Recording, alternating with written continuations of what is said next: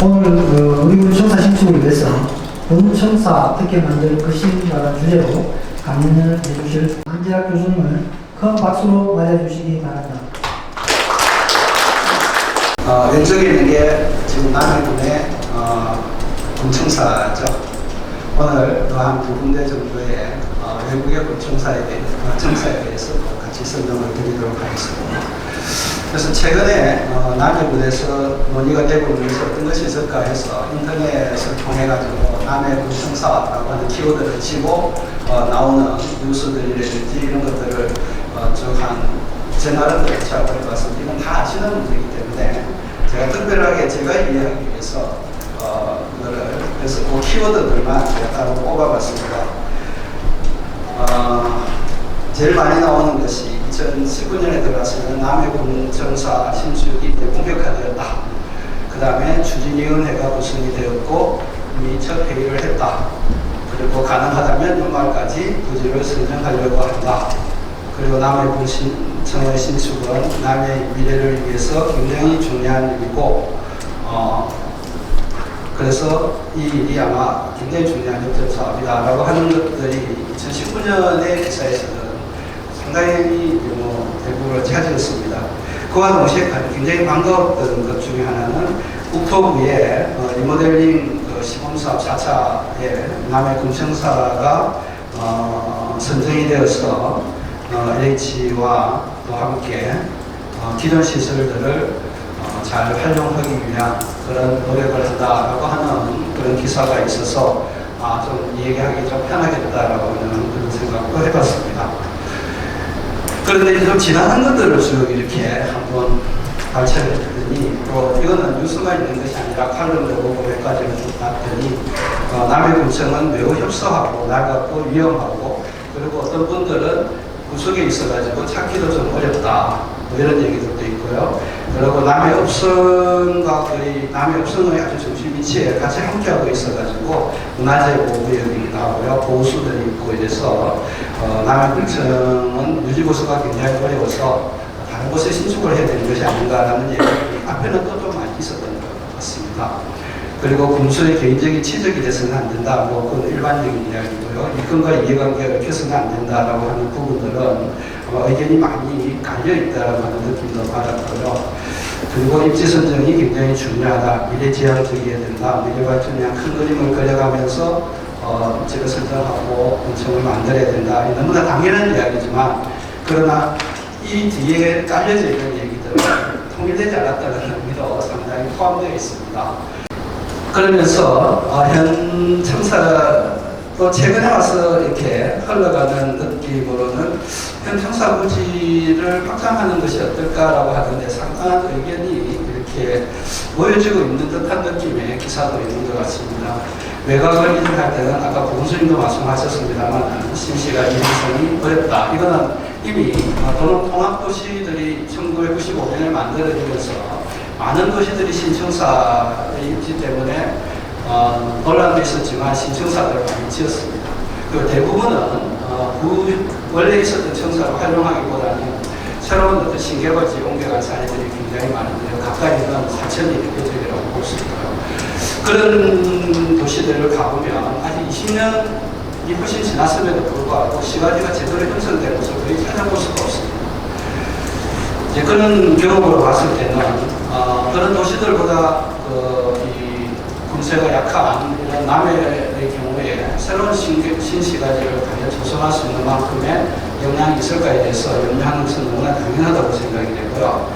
그리고 기존에 이렇게 형성되어 있는 상권의 주민들은 사실은 이런 도시 같은 이런 구치자체 같은 경우에서는 청사가 군청이 제일 큰 회사입니다. 큰 회사를 빼내고 나서 그것을 대체할 수 있는 어떤 노력을 하더라도 극복할 수가 없습니다.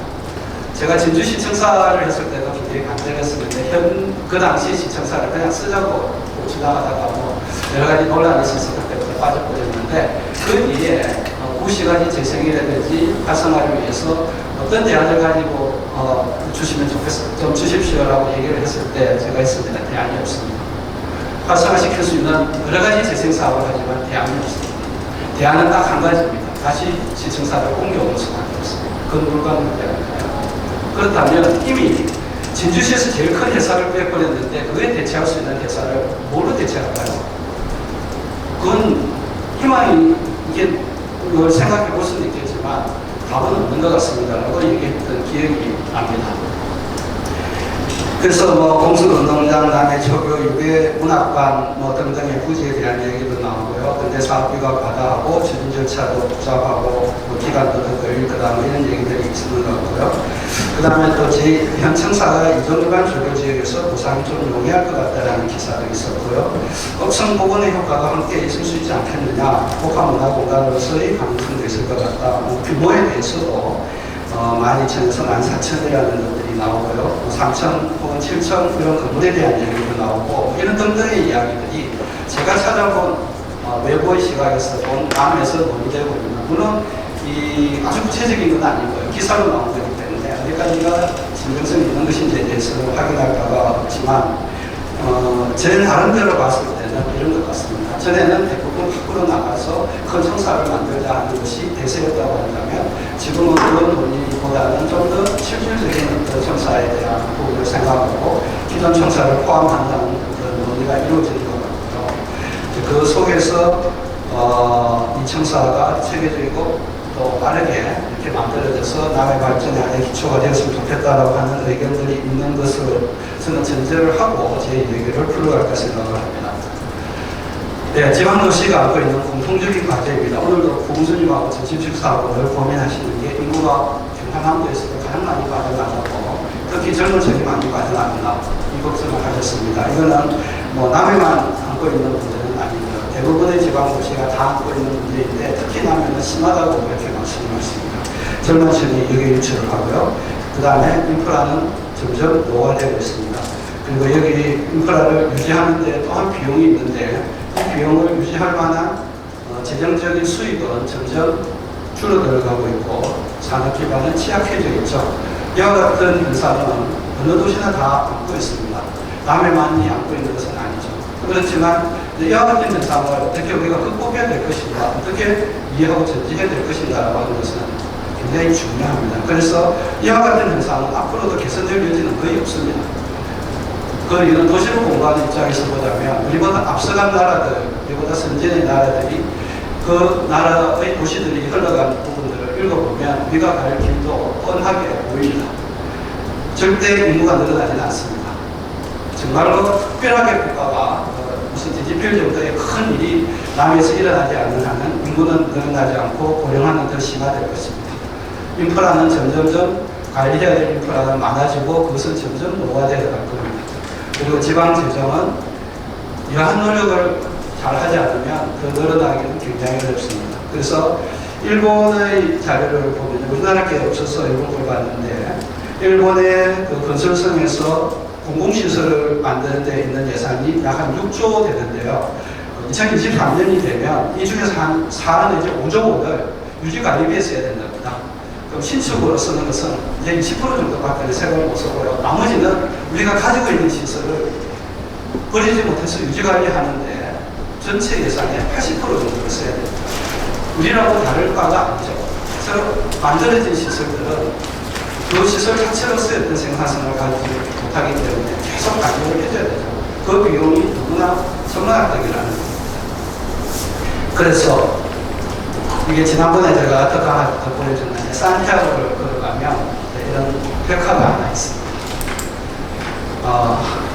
지금 항상 걸어야 됩니다. 내가 내 짐을 다 짊어지고 걸어가야 됩니다. 하루에 짧게는 20km, 길게는 한 40km를 한 달 가까이 체중으로 걸어야 목적지에 갑니다. 처음에는 이것저것 다 필요할 것 같아서 다 가지고 있죠. 그런데 그 가지고 있는 그 자체가 너무나 짐이 됩니다. 지금 아마 남해와 같은 이런 지방도시가 가지고 있는 처해 있는 현실이 바로 이와 똑같지 않을까. 자, 여기서 우리가 선택해야 됩니다. 무엇을 가지고 가고 무엇을 버려야 될 것인가. 지금은 무엇을 만드는 시대가 아니고 무엇을 만들지 않아야 되고 무엇을 다시 써야 되고 무엇을 버려야 되는 시대로 바뀌었습니다. 그래서 좋은 청사가 되기 위해서는 단순히 어떤 기능적인 것, 청사로서의 업무 기능만 있는 것이 아니라 주민들을 위한 공공성도 있어야 되고요. 지역의 상징성도 있어야 되고요. 그리고 이 남의 전체의 어떤 중심성도 있어야 되고요. 그리고 거기서는 단순히 행정 업무만이 아닌 문화복합 이런 모든 활동들의 그런 활동성도 있어야 되고요. 그리고 좀 전에 얘기했듯이 많은 어떤 그런 이 비용이 들어가야 되는 이런 현상, 인구가 줄어드는 이런 현상이 있었을 때는 그걸 더 줄이고 다른 걸로 전환하고 할 수 있을 정도의 건물 자체가 가지는 유연성도 있어야만 되는 것이 아마 좋은 청사가 아닐까라고 개인적으로는 생각해 봅니다. 그래서 공청사라고 하는 것이 무엇을 담아야 될까라고 보면 첫째는 공공성을 구현하는 시설이 되어야 되고 당연히 행정 업무와 대민 서비스를 하는 그런 기능을 갖는 건물이면 틀림없습니다. 그러나 최근의 청사들을 보면 주민들의 여러 가지 삶과 밀착해서 여러 가지 서비스와 문화, 행사 이런 것들을 청사가 함께 담고 있는 그런 청사일수록 훨씬 더 좋은 청사로서의 역할을 하고 있다는 걸 볼 수 있습니다. 그래서 지역의 중심적인 역할과 상징적인 역할로서의 물리적인 중심과 함께 주민들에게는 심리적이고 인지적으로 느꼈을 때 거기가 가장 우리의 매력적이고 중심이고 그곳에 가면 그런 것이 이루어진다고 하는 그런 위치적인 의미를 함께 가지고 있어야만이 저는 좋은 청사가 되지 않을까라는 생각을 해봅니다. 근데 이거는 남의 이야기가 아니고요. 전체 우리가 청사를 둘러싸고 여러 지자체들이나 다른 데서 일어나고 있는 문제들을 학술지라든지 기사라든지 이런 거를 쭉 보면서 제가 한 100가지로 한번 요약을 해보니까 많은 갈등들이 있는 것 같습니다. 첫째는 입지선정입니다. 대부분의 입지선정에 있어서 이렇게 갈등을 겪지 않고 무난하게 어떤 입지를 선정한 사례들이 거의 찾아보기 어려울 정도로 모든 지자체가 청사를 새롭게 건립하는 데 있어서는 입지에 대한 그런 논란이 많았던 것 같습니다. 특히 도시 외곽에 입지할 것인가, 지역에 그러니까 바깥에 나가서 좀 더 신개발지나 새로운 어떤 발전의 중심이 되어야 된다고 하는 그런 요구가 특히 한 20년 전 정도 무렵에 만들어졌던 청사들에게는 굉장히 일반적으로 나타났던 현상들입니다. 그럼에도 불구하고 그 청사들이 그 도시의 중심으로서의 역할을 과연 힘드냐라고 보면 그건 그렇게 긍정적인 답을 줄 수 있는 청사가 별로 없다라고 하는 것이 제 생각입니다. 그 다음 두 번째는 행정 위주의 과도한 시설로서 주민들과의 직접적인 관계를 맺을 수 있는 시설들이 굉장히 부족해서 결국 공무원들을 위한 시설로서 이렇게 한정된 경우들이 굉장히 많았고 그리고 또 주민시설이 있다 하더라도 운영 프로그램들이 굉장히 부족했던 사례들이 너무나 많았다라고 하는 거고요. 그런데 또 부지 확보가 생각보다 쉽지 않아서 또 지역 간의 이해가 너무 첨예해서 계속적으로 지역 갈등만 일으키면서 10년, 20년, 30년 표류하고 있는 이런 것도 상당히 많이 있는 것 같습니다. 그 다음에 그렇게 해서 어렵게 해서 결정된 어떤 위치에서 청사가 새롭게 만들어지는 과정에서도 굉장히 호화롭고 좀 외관이 치우친 이런 청사들이 너무 많이 만들어져서 뭐라 그럴까요? 좀 단체장의 어떤 치덕같이 아니면 또 그것을 유치한 사람들의 전리품 같은 이런 청사들이 생각보다 많이 만들어졌다. 그리고 디자인조차도 너무나 획일적이고 이 에너지라든지 뭐 이런 지역의 어떤 특성이라든지 이런 것보다는 거의 커튼홀이라든지 뭐 좀 과시적이고 그런 획일적인 이런 디자인들이 많아가지고 청사들만 쭉 갖다 놓고 보면 이게 도대체 이 동네 청사일 이유가 있는가라고 보이는 그런 디자인들이 굉장히 많았다라고 하는 것입니다. 이제 그와 동시에 어떠한 그 시설을 하는 데 있어서도 청사와 같이 복합될 수 있는 많은 기능이 있음에도 불구하고 국가의 지침이나 뭐 이런 데 있어서는 너무나 획일화되어가지고 지자체에서 요구하는 부분들을 반영하지 못하는 그런 경우들이 굉장히 많지 않았느냐 하는 생각이 듭니다. 그런 의미에서 보자면 남의 군정사업 같은 경우에 모델링 사업이라든지 문학 사업이라든지 이런 생각을 이미 가지고 있다는 점을 하더라도 굉장히 진전된 그런 논의가 이루어지고 있는 것이 아닌가 개인적으로 생각을 해봅니다. 두 개의 청사를 한번 비교를 해볼까요? 비교할 만한 어떤 건 아닌데, 하나는 성남시 청사입니다. 굉장히 한때 논란이 굉장히 많았죠. 2014년 한번 난리가 났죠. 그래서 지금 시장은 이걸 갖다가 배가한다든지 다른 걸 하겠다까지는 얘기했던 공사비가 3,222억 원이거든요. 어마어마한 청사. 그게 비해서 서울에 같은 서울 그 근처에 있지만 서울 은평 청사 같은 것은 리모델링 했는데 전체적인 한 1,200명 정도의 직원에서는 청사를 198억 정도에서 굉장히 좋은 청사로서 바꿨습니다.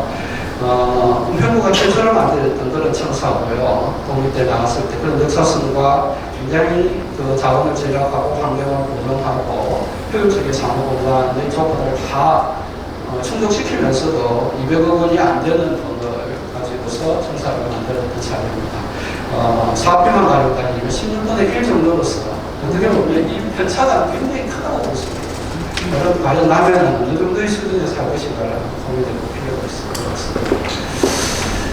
저는 늘 이렇게 생각합니다. 저는 원래 건축을 전공했고요. 도시를 하고 있는데, 건물이라고 하는 것 스스로는 아무것도 할 줄 아는 것이 없는 건물이 박스였거든요. 건물 자체로서 아무것도 생산하지 않습니다. 아무것도 하지 않을 때 건물은 아까 얘기했듯이 짐입니다. 관리하는데 돈만 들어가는 짐입니다. 그래서 내 몸에 내 그 생활보다 더 과도한 건물은 결국 부담을 오고요. 그 부담은 결국 세대를 촉진하는 역할을 한다고 늘 생각을 합니다.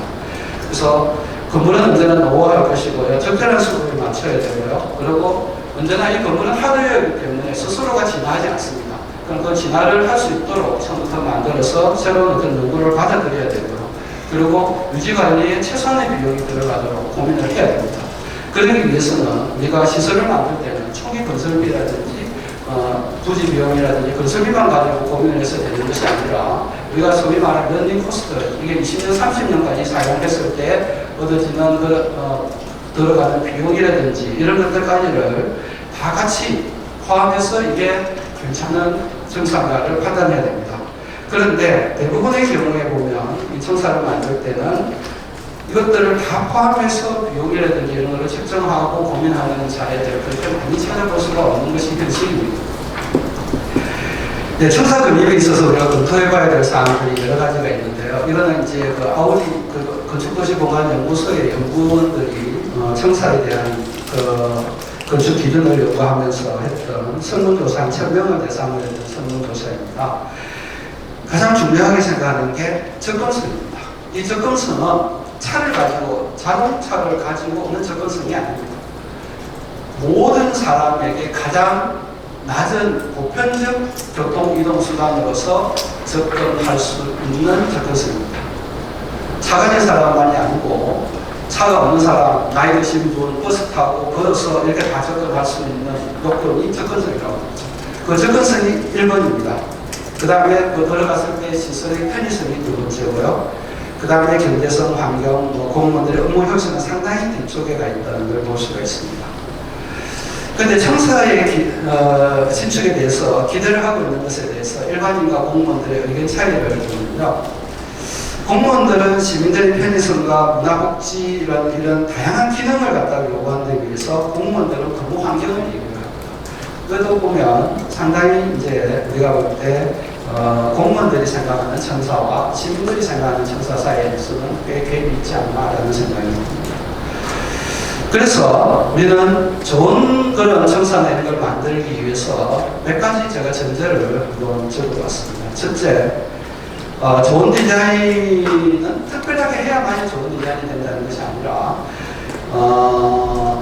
무조건 굉장히 좋은 디자인을 청사를 만들 때 만들어야 된다라는 것이 기본 전제입니다. 그거는 설계비를 많이 주어야만이 좋은 디자인이 되는 것이 아니고요. 설계의 과정을 어떻게 운영하느냐에 따라서 최고의 디자인이 나올 수 있는 것이고, 최고의 디자인이 나오지 않는 것이 이상한 상황으로 생각해야 된다는 것이죠. 그 다음에 최저가로 하는 것이 최상의 품이 될 것이라고 생각하는 것을 고려해야 됩니다. 적절한 비용은 당연히 포함이 됩니다. 왜냐하면 그런 적절한 비용이라는 것은 나중에 런닝 코스트에서 훨씬 세이브될 수 있는 가능성이 있기 때문에 그렇죠. 그리고 초기 자본금의 가치를 건물의 수명 자본보다 더 중요하게 여기는 것을 금기시한다. 아까 좀 전에 했던 얘기의 연장입니다. 그죠? 처음에 싸게 된다고 보는 게 아니죠. 뒤에는 엄청나게 비용이 들어가야만이 유지관리할 수 있다는 것은 대단히 손실이 많이 도움이 되겠죠. 그 다음에 단순히 기능적인 그런 시설로서 취급해서는 안 된다는 것입니다. 그리고 효율과 능력은 디자인과 전혀 별개로 생각해서는 안 된다는 겁니다. 그리고 경우에 따라서는 꽤 모험적인 선택을 할 필요가 있습니다. 아까 제가 또 식사하면서 동수님들하고도 얘기하면서 예술제에 대한 얘기를 했는데 에스코스말이라고 하는 그런 일본 니가타의 산골짜기에서 하는 예술제 같은 경우는 엄청나게 불편하게 예술제를 합니다. 보통 예술제는 한 곳에 편리하게 예술을 감상하게 하는데 거기는 700km 정도 되는 전 그 군을 찾아다니면서 한 300km 찾아다니면서 봐야 될 정도로 불편하게 만드는데도 불구하고 굉장히 많은 사람들이 보고 좋아하게 되고 지속적으로 옵니다. 저희 말하는 우리의 컨셉이나 방향을 한 방향에서만 생각해서는 안 된다는 얘기죠. 그리고 시민들과 상담은 없다고 예상해서는 안 된다. 이런 것들입니다. 이게 전체적으로 제가 생각하고 있는 이 청사에 대한 하나의 방향이고요. 지금부터 보여드리는 것은 제가 볼 때 우리가 청사를 만들 때 함께 고민해 볼 만한 어떤 힌트를 주는 외국의 국내의 몇 개의 그 청사의 사례들을 보여드리겠습니다.